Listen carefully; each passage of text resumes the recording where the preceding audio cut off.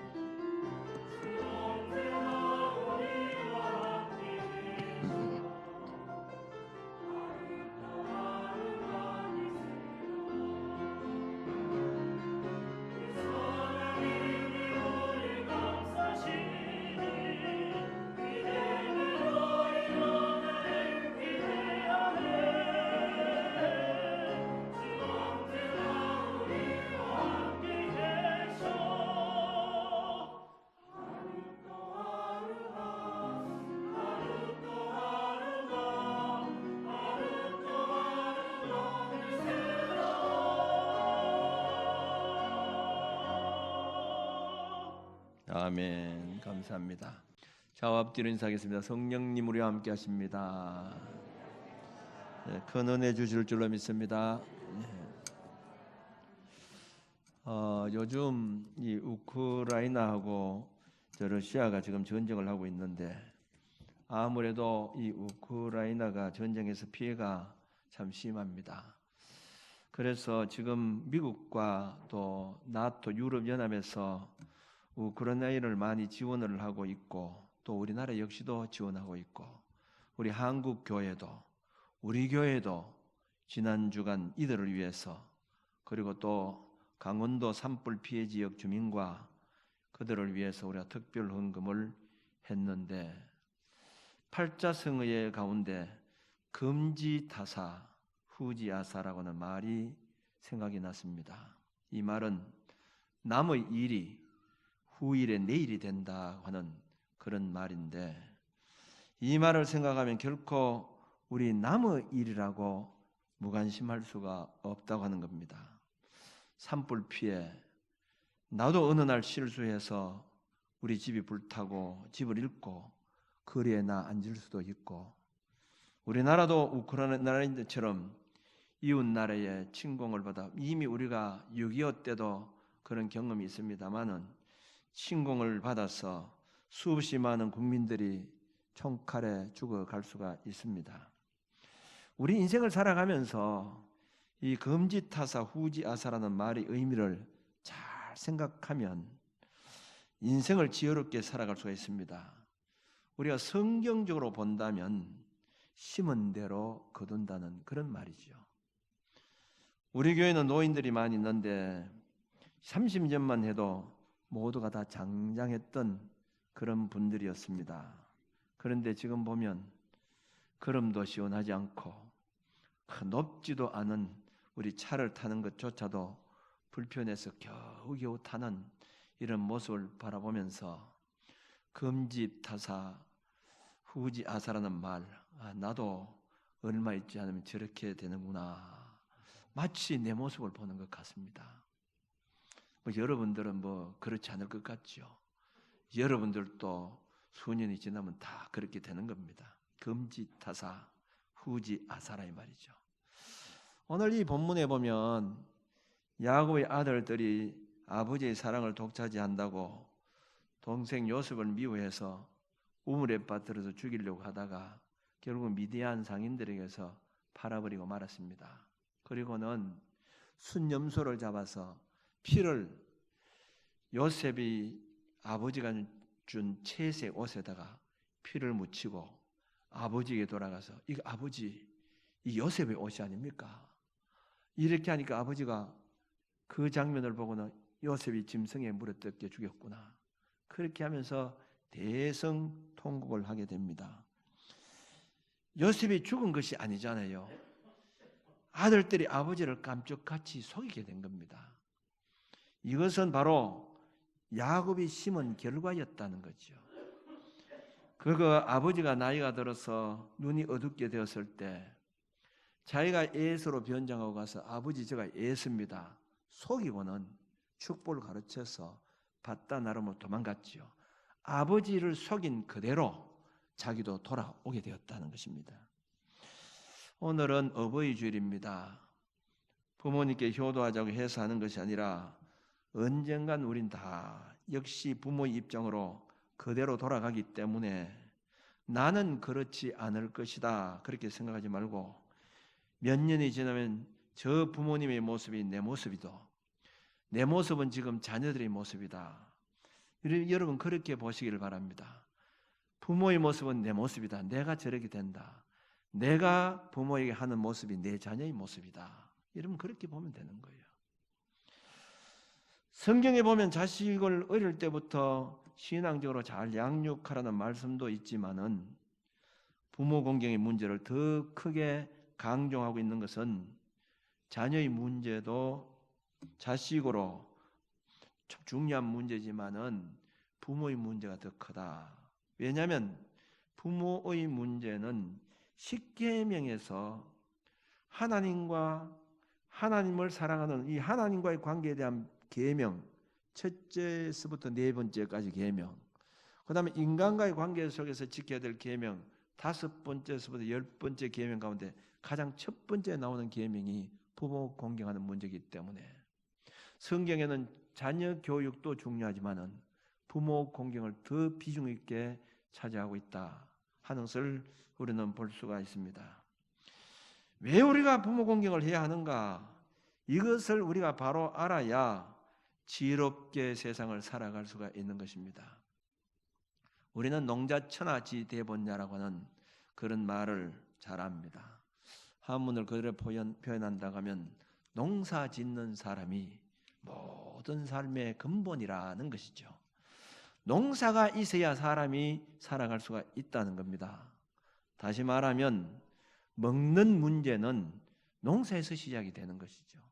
아무리 공급이 발달되고 상업이 발달되고 수산업이 발달될지라도 농사 짓는 사람이 없으면 사람 살아갈 수 없는 겁니다. 아무리 공업이 발달되어서 차들이 이렇게 아름답게 만들고 귀하게 만든다 할지라도 먹을 것 없으면 어떻게 살겠어요? 농자천하지 대본이다. 농사 짓는 사람이 근본이다. 이런 말인데, 이런 입장에서 저는 인간 사회 부모 공경이 천하지 대본이다. 저는 그렇게 할 수가 있습니다. 부모 공경이 천하지 대본이다. 왜 그럴까요? 보세요. 부모 공경하는 자가 첫째로 자식을 올바로 키울 수가 있습니다. 자식이 잘하는 부모가 좋은 부모이지 어떻게 부모에게 잘하는 부모가 좋은 부모가 될 수 있느냐, 이렇게 반문할 수가 있죠. 다시 말하면 부모 공경하는 그 자녀가 내 자식도 올바로 키울 수 있다는 말이죠. 요즘 자식들에 대해서 얼마나 부모들이 관심을 가지고 살아갑니까? 자식을 훌륭하게 키울 수 있는 방법이 무엇인가? 부모 공경하라는 거죠.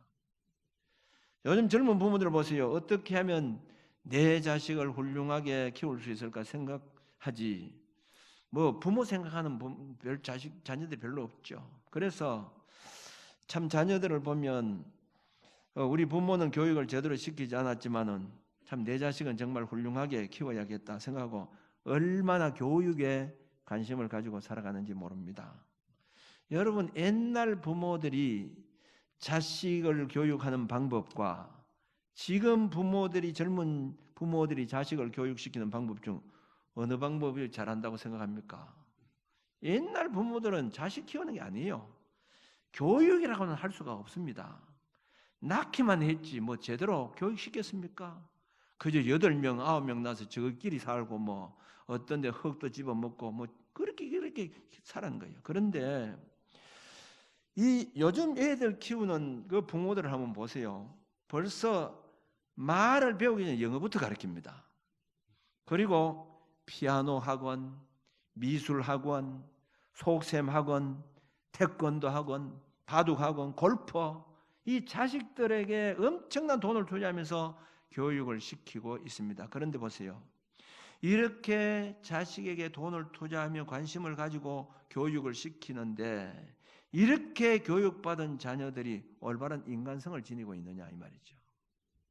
이웃을 모릅니다. 서성을 압니까? 선성들에게 달려듭니다. 어른을 압니까? 어른들을 모릅니다. 부모 압니까? 그렇게 자기를 위해서 희생한 부모라고 하면 부모 공경해야 되는데, 그런데 부모는 뒷전이 되고 말았다는 거죠. 이게 옳은 교육이라고 생각합니까? 그런데 보세요. 옛날 우리 부모들이 자식을 키울 때 어떻게 교육을 시켰습니까? 교육 제대로 시키지 않았습니다마는 그들이 보여준 교육이라고 하는 것은 부모 섬기는 것뿐이었다는 거죠. 자, 그때는 어려워서 제대로 살밥을 못 먹었어요. 살밥만 있으면 부모입니다. 고기만 있으면 내 자식이 아니고 부모입니다. 모두 부모에게 하는 거예요. 부모 공경하는 이것밖에 자식들을 키우지 않았다 이 말이죠. 그런데 그렇게 키운 자녀들이요, 서성을 합니다. 어른을 합니다. 이웃을 합니다. 부모 공경을 아는 거예요. 그러므로 자식 교육의 근본이 바로 부모 공경이라는 것을 여러분 알아야 됩니다. 부모를 잘 공경하면 자녀들이 그것을 보고 인간성을 배우고 어른을 알고 서성을 알고 부모를 알게 된다는 겁니다. 그러므로 최고의 자식 교육 방법이 뭐냐? 부모 공경이라는 거죠. 내 자식을 올바로 교육시키려고 하면 부모 공경하라는 거예요. 두 번째, 부부가 행복할 수 있는 비결도 부모 공경입니다. 부모들 때문에 부부관계 깨뜨리게 한다. 차라리 부모가 없으면 부부 갈등이 없을 텐데 부모 때문에 우리 집에는 갈등이 심하다. 그렇게 말하는 사람들이 있습니다. 물론 그런 가정들도 있죠. 부모들 때문에 자녀들이 갈등이 생기고 때로는 이혼을 하는 그런 가정도 많이 있습니다만은, 그러나 부부 사이의 행복은 부모 공경에 있다고 하는 것을 알아야 됩니다. 요즘 젊은 부부들이 이혼을 많이 하잖아요.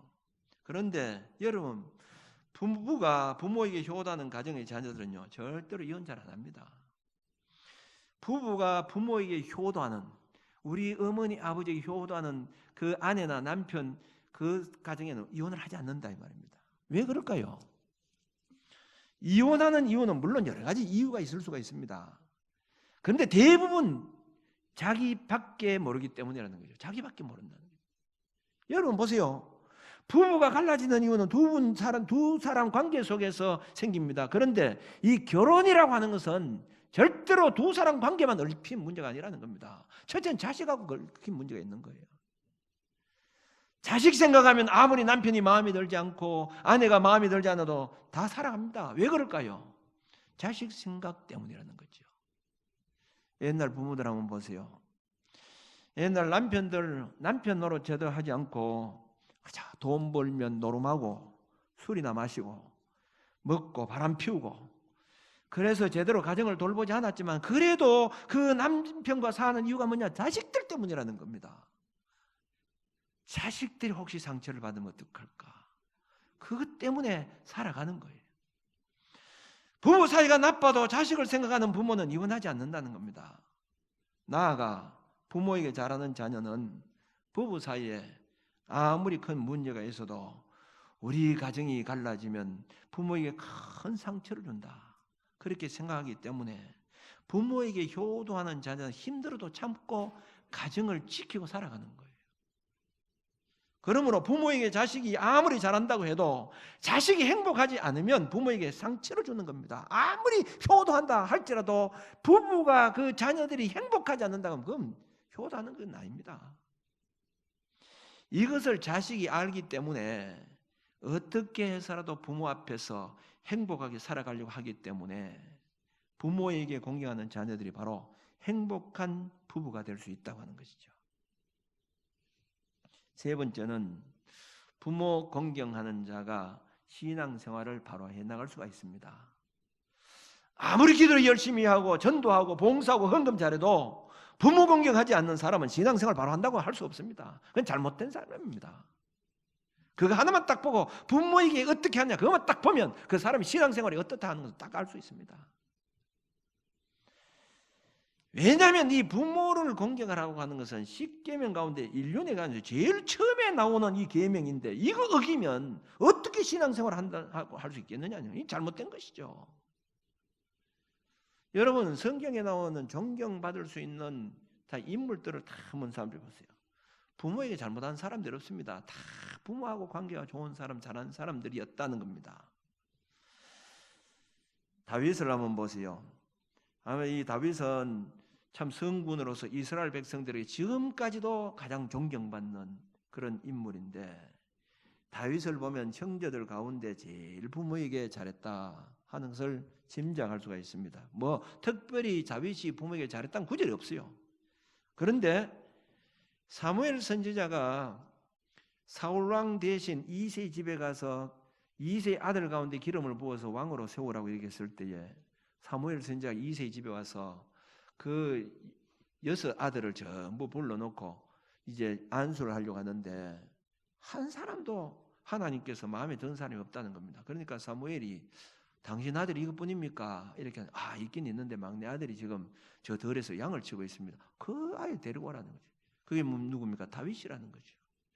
왜 그 형들이 7명이나 있는 형제들이 있는데 왜 다윗만 거기에 막내인데도 그것도 그런데 양을 측에 남겨두었느냐 하는 것은 아마 다른 이유가 있겠습니다만은 그만큼 아버지에게 신임을 받지 않았나.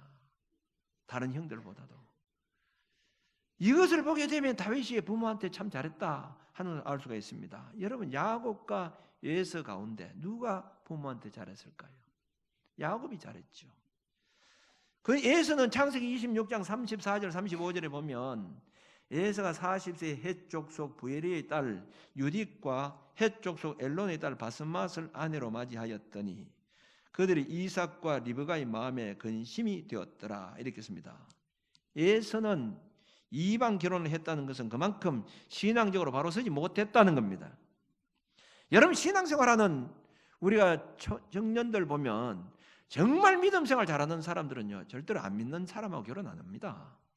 벌써 안 믿는 사람하고 안 믿는 총각이 좋다, 안 믿는 처녀가 좋다, 그것은 신앙적으로 뭔가 조금 잘못됐다는 거예요. 절대로 정말 신앙생활 바로 한 사람들 그렇게 하지 않습니다. 그러면 이걸 보면 에서가 이방 결혼을 해서 부모의 마음에 근심을 주었다고 하는 것은 신앙적으로 바로 서지 못했다는 겁니다. 그런데 야곱은 어떻겠습니까?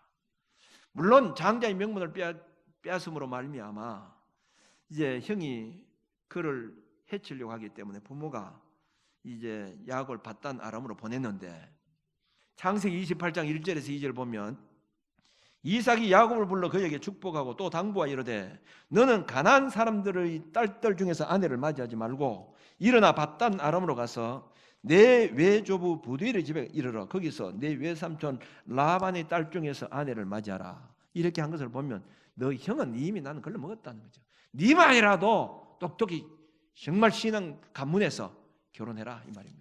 요즘 말하면 너 형은 이미 뭐 딴 사람하고 결혼했지만 네만이라도 믿는 사람 똑바른 여자를 해라. 이걸 보면 아마 부모에게 야곱이 더 사랑받고 더 잘했다. 이걸 우리가 알 수가 있죠. 특별히 우리는 요셉의 경우를 보면 요셉은 애굽 생활에서 이 보디발의 집에서 그 아내를 통해서 유혹이 있었잖아요.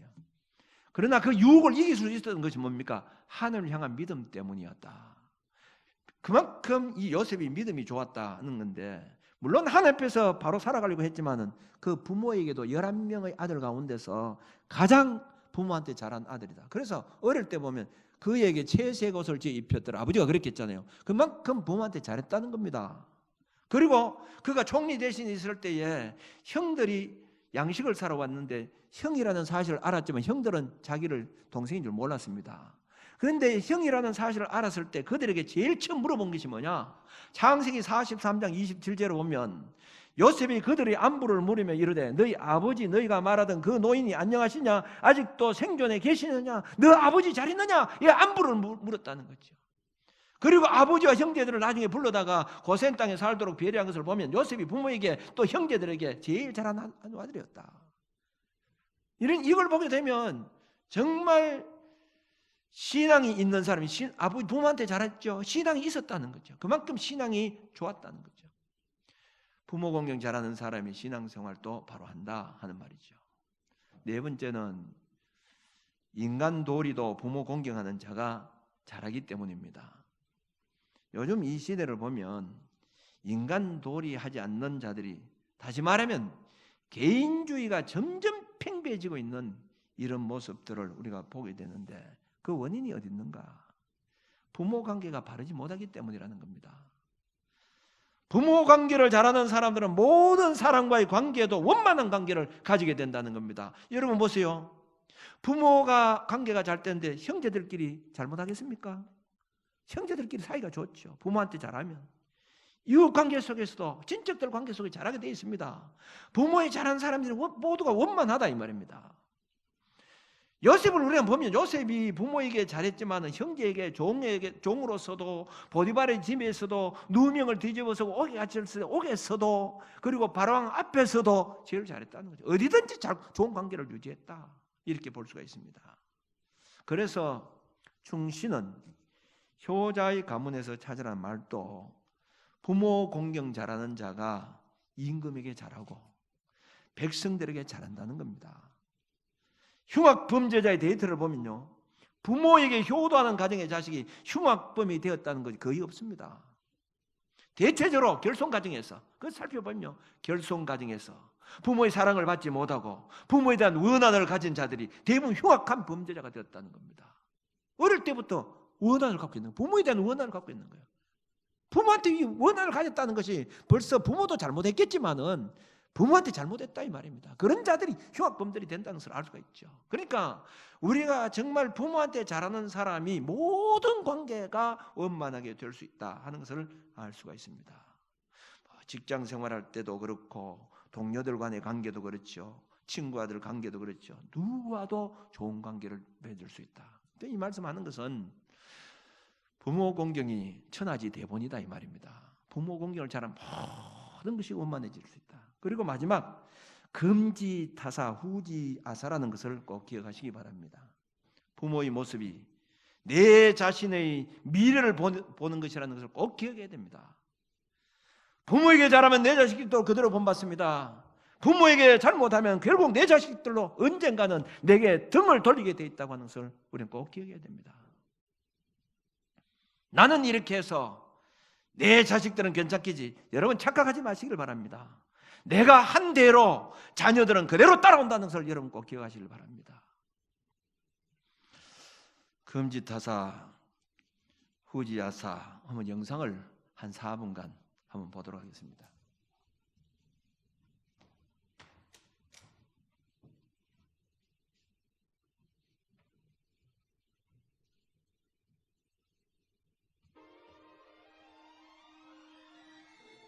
아버지, 내년에는 꼭 갈게요. 뻔한 거짓말인 줄 알면서도 혹시나 하는 마음에 현관문쪽을 바라보다가 몇 년째 계속 크리스마스를 홀로 맞이하는 아버지가 있었습니다. 올해도 크리스마스가 다가오자 곳곳에 흩어져 사는 자녀들로부터 도착한 자동 전화 메시지가 쌓이기 시작합니다. 아빠 미안해요. 이번 크리스마스에도 바빠서 못 갈 것 같아요. 내년에는 꼭 갈게요. 크리스마스를 며칠 앞둔 어느 날 자녀들 앞으로 카드 한 장이 도착합니다. 아버지가 홀로 계시다가 결국 돌아가셨다는 부고장이었습니다. 자녀들은 저마다 깊은 죄책감과 슬픔에 잠긴 채 하던 일을 멈추고 여행짐을 꾸려 아버지 집으로 속속 모여 들어섭니다. 그런데 이게 웬일입니까? 집안에는 멋진 크리스마스 장식과 함께 풍성한 식탁이 차려져 있었고 돌아가신 줄로만 알았던 아버지가 집안 저편에서 정장 차림으로 자녀들 앞에 나타나는 것이었습니다. 안도와 기쁨의 표정을 감추지 못하는 자녀들에게 아버지가 말합니다. 많이 놀래게 해서 미안하구나. 하지만 이 방법이 아니면 바쁘게 사는 너희 모두를 어떻게 한자리에 불러 모을 수 있겠니? 아버지의 거짓 부고 덕분에 가족들은 수년 만에 함께 모여 포근하고도 행복한 크리스마스 만찬을 즐기게 되었습니다. 이 이야기는 몇 년 전에 독일의 슈퍼마켓 체인인 에데카에서 내보낸 1분 46초짜리 분량의 크리스마스 광고 이젠 집으로 가야 할 시간의 내용입니다. 이 광고가 2015년에 처음 나왔을 때 당시 독일이 직면하고 있던 고령화 사회의 심각성과 맞물리면서 이성적이고도 관념적인 독일인들의 심금을 많이 울렸다고 합니다. 좀처럼 찾아오지 않는 자식들을 보기 위해 자신의 부고라는 가짜 뉴스를 이용한 것은 다소 무리가 있지만 허구한 날들을 마냥 외롭게 보내야만 하는 소위 독거노인으로서 오죽하면 그런 아이디어가 나왔을까 하는 생각에 마음이 찡합니다. 물론 자녀들의 입장에서는 이 광고를 조금은 불편한 심정으로 바라볼 수도 있을 것입니다. 하지만 금지타사가 후지아사라는 옛말이 있지 않습니까? 즉, 지금 남의 일이 머지않아 나의 일이 된다는 관점에서 생각하면, 그리고 심은 대로 거둔다는 만고의 진리를 생각한다면 불편한 심정을 넘어서서 삶의 우선순위를 당장 조정하지 않을 수 없을 것입니다. 지금 이 시간 가정이나 양로원 혹은 요양원에서 오롯이 자식들 내지 손자, 손녀들을 떠올리면서 현관 쪽을 하루에도 수도 없이 바라보는 부모님에게 당장 전화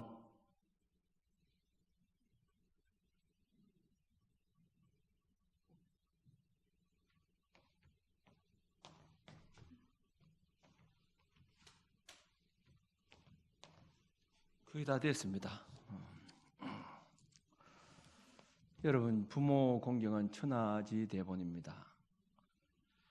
부모 공경을 잘하는 사람이 자녀 교육을 바르게 합니다. 부모 공경을 잘하는 자가 부부가 행복하게 살아갈 수가 있습니다. 부모 공경하는 자가 신앙생활을 바로 해나갈 수 있습니다. 부모 공경하는 자가 인간 도리를 바로 해나갑니다. 부모를 위해서가 아니라 이것은 곧 나를 위해서입니다. 금지타사 후지하사입니다. 내가 부모를 공경해야 내 자식들도 그대로 닮게 된다는 겁니다. 다시 한번 이 어버이 주를 맞이해서 내가 지금 부모에게 어떻게 하고 있는가, 이것만 바라보지 말고 수년 후에 내 자식들이 지금 내하고 똑같이 그렇게 하고 있다 하는 이 모습을 보면서 정말 부모에게 효도하고 부끄럽지 않게 살아갈 수 있는 저와 여러분들이 되어주시기 바랍니다. 기도드리겠습니다.